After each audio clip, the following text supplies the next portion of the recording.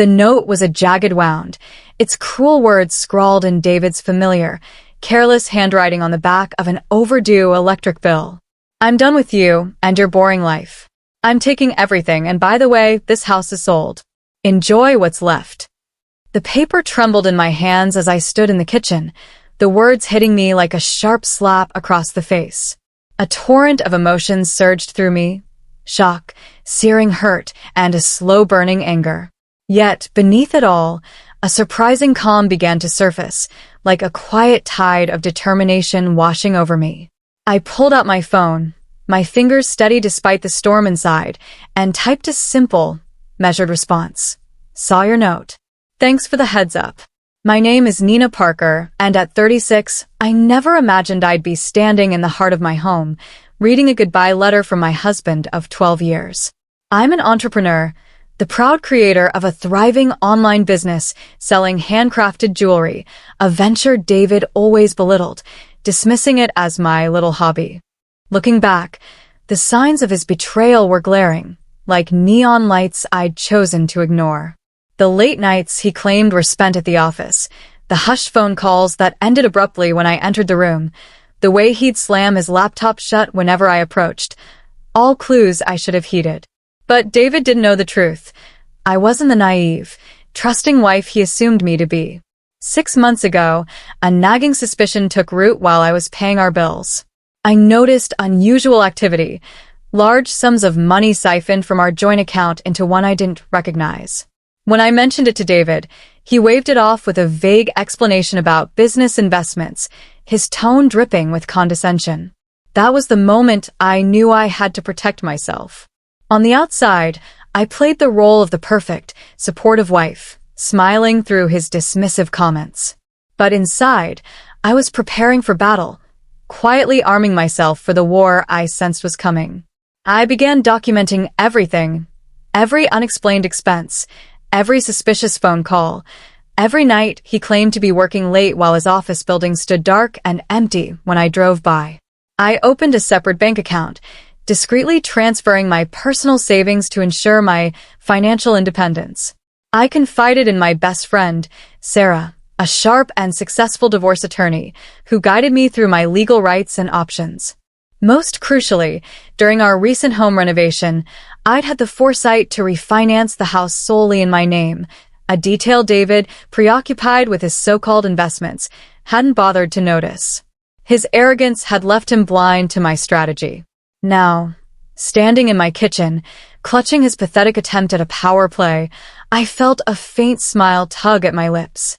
David had always underestimated me, treating me like a clueless housewife dabbling in a quaint little business. He probably thought his note would shatter me, leaving me broken and begging for him to reconsider. Instead, I felt a strange sense of liberation, as if a heavy veil had been lifted. The pretense of our marriage was finally over. I took a deep breath, smoothed the wrinkles from my blouse, and opened my laptop. It was time to set my plans in motion. David wanted to play hardball? Fine. But he was about to learn I'd been training for this game far longer than he realized. The signs of his deception had started subtly, like cracks in a foundation. Last Christmas, he'd given me a silver bracelet that gleamed with the promise of expense but turned out to be a cheap imitation. I know. I've worked with fine jewelry for years, my trained eyes spotting the flaws immediately. When I confronted him, he twisted it around, accusing me of being materialistic and ungrateful. That was David's way, always deflecting, always making me doubt myself, always painting me as the unreasonable one. Our marriage hadn't always been this way. In the early days, he'd been my biggest supporter, helping me set up my first online store and popping champagne when I landed my first major sale. But as my business flourished, something shifted in him. Perhaps it was pride, perhaps jealousy, but his support turned to snide remarks about my little online shop at dinner parties, as if I were playing pretend while he did the real work at his accounting firm. I still remember the day I secured a contract with a major department store chain, a milestone that should have been a celebration. Instead, David barely glanced up from his phone, muttering, "That's nice, honey," as if I'd told him I'd baked a decent cake. That night, I cried myself to sleep, not out of sadness, but out of a fierce, burning anger. Anger at myself for staying silent, for letting him diminish my achievements, for tolerating his belittling comments in front of our friends. The real wake-up call came 3 months ago over coffee with my sister, Janet, who works at the bank David used for his business accounts. She hesitated, her eyes filled with concern, before gripping my hand across the table. "Nina, I've seen something worrying, large withdrawals, suspicious transfers. I think he's planning something. You need to protect yourself." That conversation was a turning point, like a match struck in the dark. I started noticing details I'd overlooked. David's insistence on controlling our finances despite my business acumen, his mysterious weekend, business trips, with no clear explanation, the whispered phone calls that stopped the moment I entered the room. Each discovery was a piece of a puzzle I'd been too afraid to assemble. I turned to Sarah again, meeting her for lunch at a quiet cafe. She listened intently, her lawyer's mind cataloging every detail. Then she fixed me with a steady gaze. "Nina," she said, "you're smart, successful, and stronger than you give yourself credit for. Stop playing the role he's assigned you. Start playing chess, not checkers." Her words lit a fire in me, and I resolved to do exactly that. While David thought I was distracted by my little hobby, I was meticulously gathering evidence. Every suspicious transaction, every unexplained absence, every lie. I maintained my routine, playing the part of the trusting wife while secretly preparing for the storm I knew was brewing. The day after finding his note, an email from our real estate agent, Marcus, arrived with the subject line, "Urgent. House sale documentation required." My heart skipped a beat as I opened it, learning that David had indeed tried to list our house for sale. But there was a hitch. He couldn't proceed without my signature, thanks to the refinancing that put the house solely in my name. I remembered that day vividly.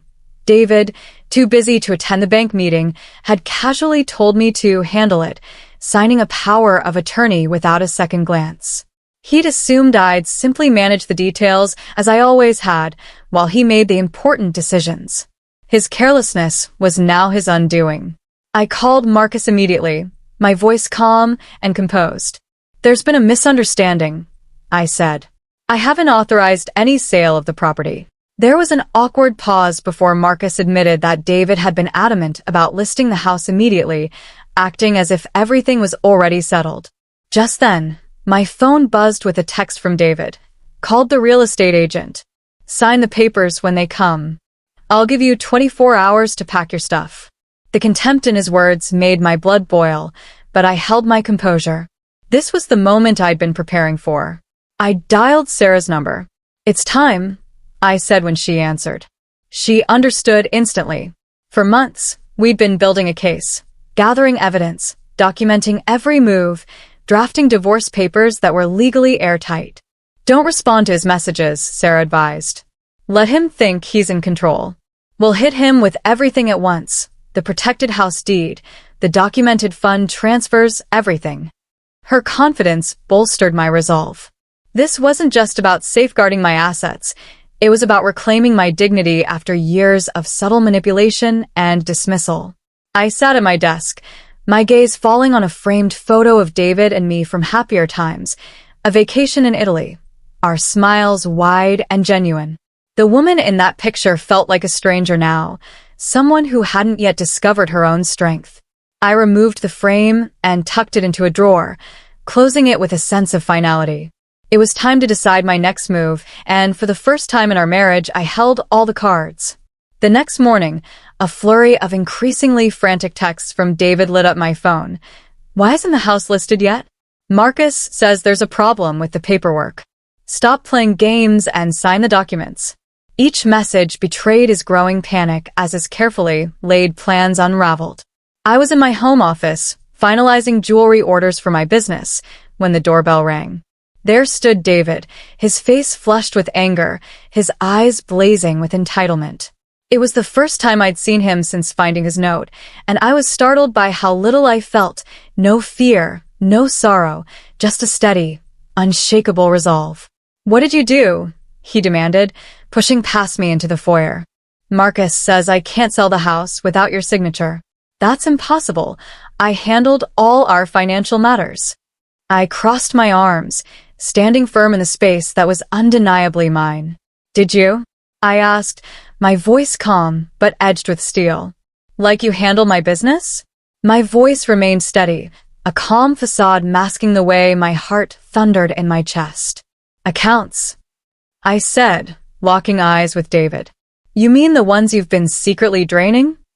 His face paled for a fleeting moment before he regained his composure, his jaw tightening. What are you talking about? He snapped, his tone defensive. I made a few investments for our future.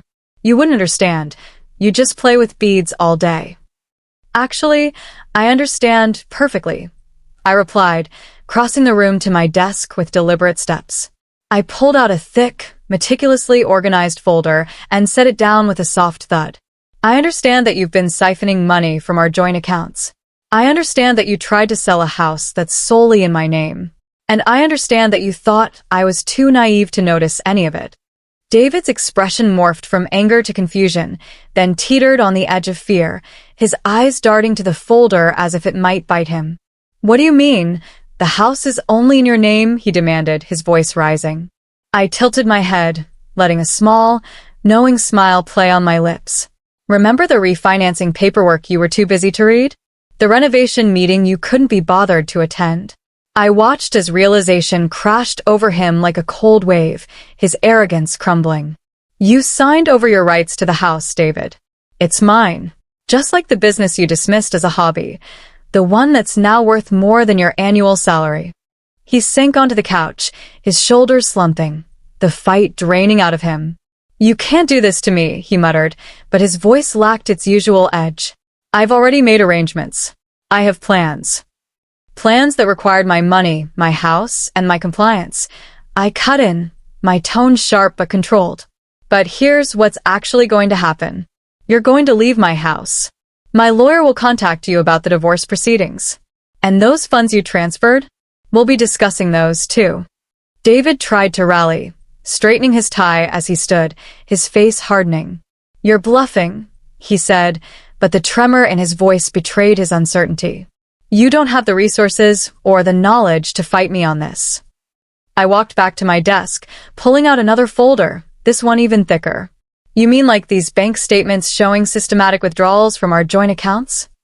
I asked, laying out document after document with methodical precision. Or these emails you accidentally left open on our shared iPad, discussing your plans to leave? Or perhaps you'd be interested in the private investigator's report detailing your business trips to Vegas? His face grew paler with each revelation, his eyes widening in disbelief. You hired a private investigator? He stammered. No, David, I said, my voice cool and even. Sarah did. You remember Sarah, right? My coffee friend you never took seriously? The one who happens to be one of the best divorce attorneys in the state. I watched as he began to unravel, running his hands through his hair, pacing the room like a caged animal. This isn't how this was supposed to go, he muttered, more to himself than to me. You were supposed to, his voice trailed off, but I finished for him. What? Break down? Beg you to stay? Accept whatever scraps you deigned to leave me. I shook my head, my resolve unyielding. That's not happening. I continued, my words measured but firm. I've already frozen our joint accounts, legally, since I have documentation of your unauthorized withdrawals. The house isn't going anywhere and my business? Well, that was never yours to touch in the first place.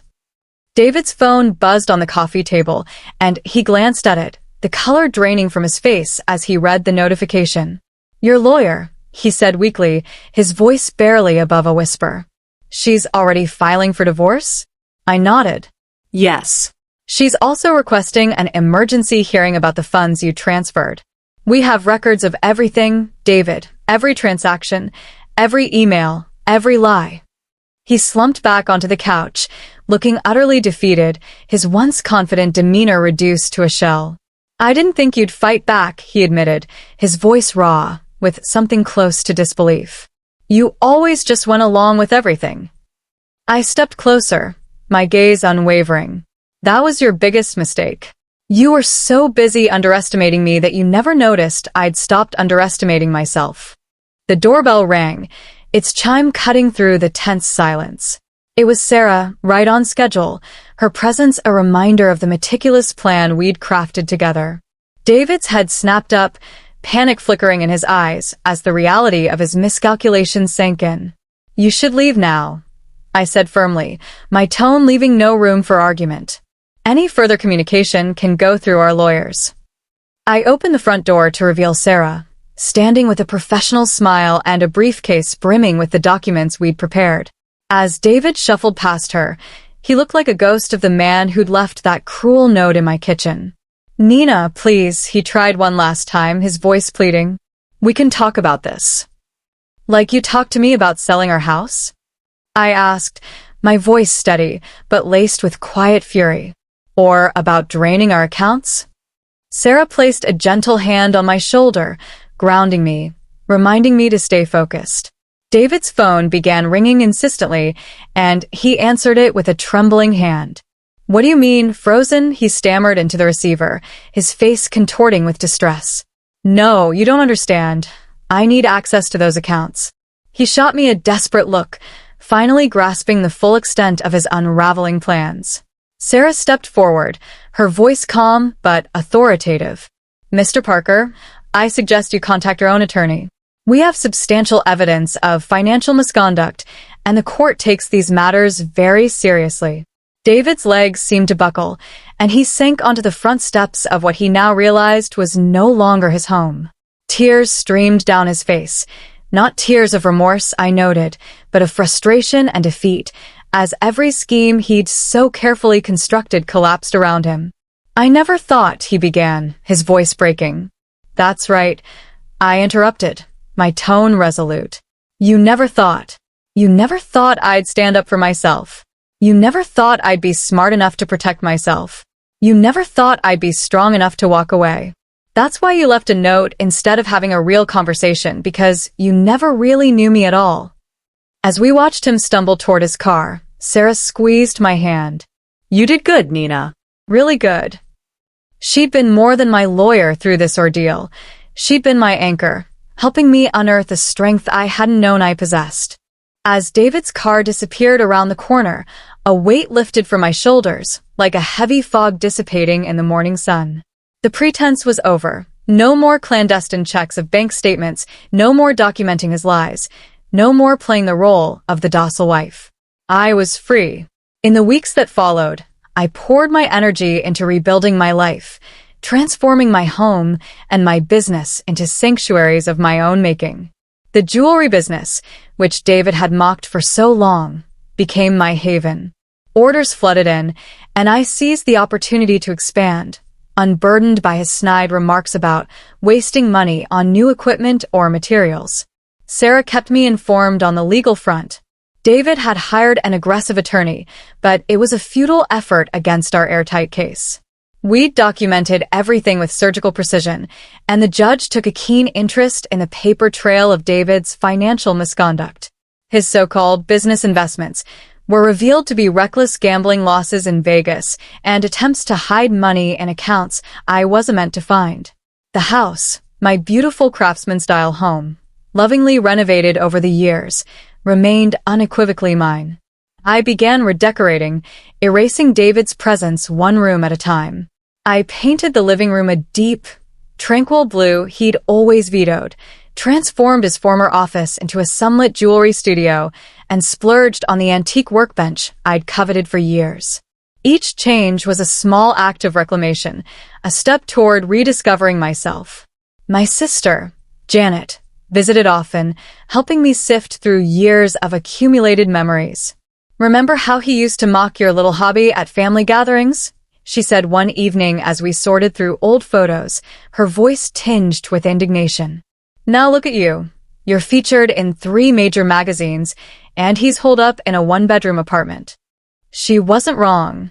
My business was thriving, unshackled from David's criticism. I'd hired 2 assistants to manage the influx of orders, and a major department store had just picked up my newest collection. The irony was almost poetic. Everything David had belittled was now my lifeline, while his smart investments had left him teetering on the edge of bankruptcy.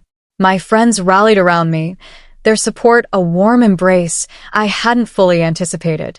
Sarah, beyond her role as my attorney, spent countless evenings with me, helping me process the whirlwind of emotions. "You're not just surviving," she said over a glass of wine one night, her eyes gleaming with pride. "You're flourishing." She was right. I felt stronger, more confident, more authentically myself than I had in years. The divorce proceedings unearthed even more of David's deceptions.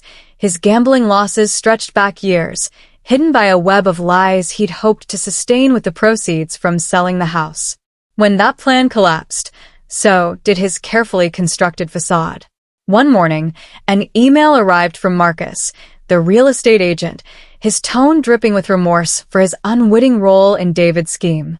He apologized profusely and, in a surprising twist, asked if I'd be interested in helping his wife select jewelry for their anniversary.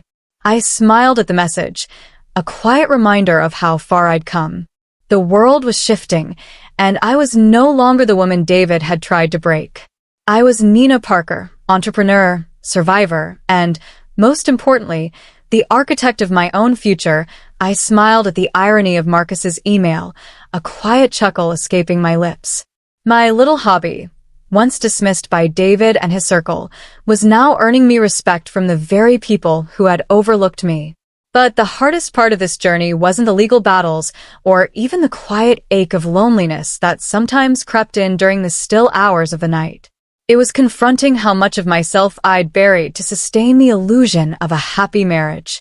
For years, I dimmed my light, shrunk my dreams to fit David's expectations, and doubted my instincts to keep the peace.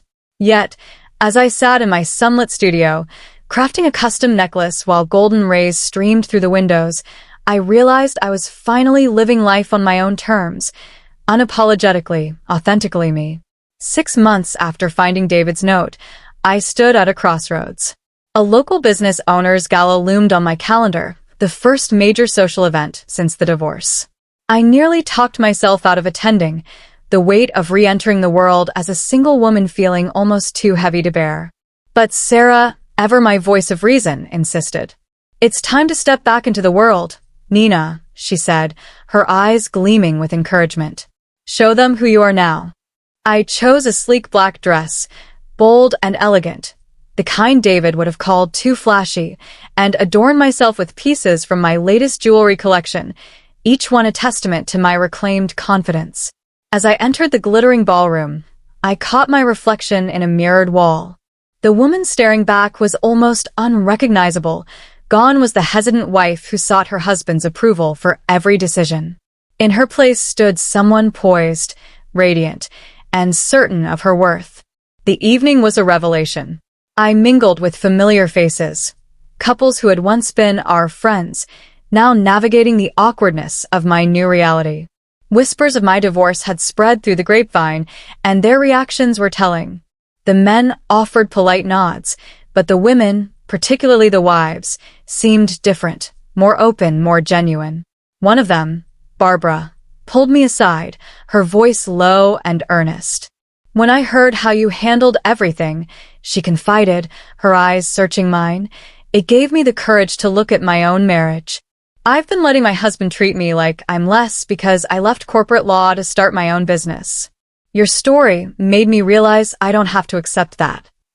Her words struck a chord, a reminder that my journey was rippling outward, touching others in ways I hadn't anticipated. That night, I met James, a widowed artisan who crafted exquisite wooden jewelry boxes, each one a work of art. We fell into an easy conversation, bonding over our shared passion for craftsmanship and the challenges of running creative businesses. He examined my designs with genuine curiosity, asking thoughtful questions about my techniques and inspiration, not once dismissing my work as cute or trivial. It wasn't romance, not yet, but it was a spark of connection, a reminder that there were people who could see me for who I truly was, not the diminished version David had tried to define. David reached out a few times after the court ordered him to repay the money he'd siphoned from our joint accounts. His messages oscillated between anger and desperation, sometimes laced with a hint of pleading. But they no longer held power over me. The last time he contacted me, he offered a half-hearted apology, not for the cruel note or his attempted theft, but for not appreciating what we had. I didn't respond. Some chapters are better left closed, their pages no longer worth revisiting. My business continued to flourish, blooming beyond the confines David had tried to impose. I expanded into teaching jewelry-making workshops, an idea he'd once scoffed at as a waste of time. The classes filled up instantly, drawing women from all walks of life. Watching them discover their creativity, their hands shaping metal and stone into something beautiful, became one of my greatest joys. Many shared stories that echoed my own, of dreams deferred, talents dismissed, potential buried under the weight of others' expectations. Each workshop felt like a small rebellion, a space where women could reclaim their voices and their power. The house David had tried to sell out from under me transformed into a true sanctuary. I began hosting monthly gatherings for local female entrepreneurs, turning my restored dining room into a haven of inspiration. Where David's dismissive remarks once echoed, the room now brimmed with laughter, shared challenges, and the clink of wine glasses raised in celebration. These women became my community, their stories weaving a tapestry of resilience that mirrored my own. Looking back on that morning in the kitchen, clutching David's venomous note, I realized it wasn't the end he'd intended. It was the beginning I needed.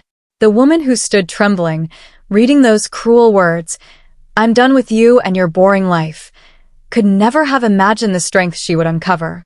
Every tear I shed, every sleepless night spent poring over bank statements and legal documents, every moment of doubt and fear, they forged me into someone new. My jewelry business, once David's punchline, now employs 8 people, ships internationally, and boasts a waiting list for custom pieces. I've been featured in major fashion magazines, my design celebrated as works of art. The little hobby he scorned has become a beacon of my independence. The other day, I found David's note tucked away in a drawer, its angry words faded, but still legible. Reading them again, "I'm done with you and your boring life," I laughed out loud, a sound of pure, unbridled joy. My life is anything but boring now. I travel to artisan fairs across the country, teach women to create and value their own work, and build a community I never knew I needed. Sarah often teases that I should write a book about my journey, but I believe I'm telling my story in a different way, through the strength I share with other women, the ones who attend my workshops and see their own potential reflected in my story. Each time I speak, I catch a flicker of recognition in someone's eyes, a spark of courage igniting as they begin to stand up for themselves. Sometimes, late at night in my studio, I reflect on how differently things could have turned out. If I hadn't trusted my instincts, if I hadn't documented every lie, if I hadn't built my safety net in secret, David's note might have shattered me. Instead, it set me free. Last week, I received a letter from David's sister, her words tinged with sadness. She wrote that he's still struggling to rebuild his life, grappling with the consequences of his actions. He'd admitted to her, she said, that his arrogance, his underestimation of me, had cost him everything. Part of me hopes he's learned from this, but I no longer feel responsible for his growth or his pain. That burden belongs to him alone. My life has taken a direction I could never have imagined while tethered to David. The house he tried to steal is now a vibrant hub of creativity and empowerment, its walls filled with the energy of new beginnings. The business he belittled has become a source of inspiration, not just for me, but for countless women rediscovering their own strength. And I've become someone I'm proud to be, strong, independent, and unapologetically successful. Yesterday, during a workshop, a young woman asked if I ever regretted how things ended with David. I smiled and held up the simple silver ring I'd crafted for myself after the divorce was finalized. Engraved inside are the words, "Trust your strength," a quiet reminder of the lesson this journey taught me. "No regrets," I told her, my voice steady with conviction. Sometimes, it takes a cruel note on a kitchen counter to show you just how strong you really are. We are all so much stronger than we know, and for me, that discovery was worth every tear, every fight, and every moment of courage it took to reclaim my life. Please feel free to comment below if you liked this. Remember to like and subscribers for more.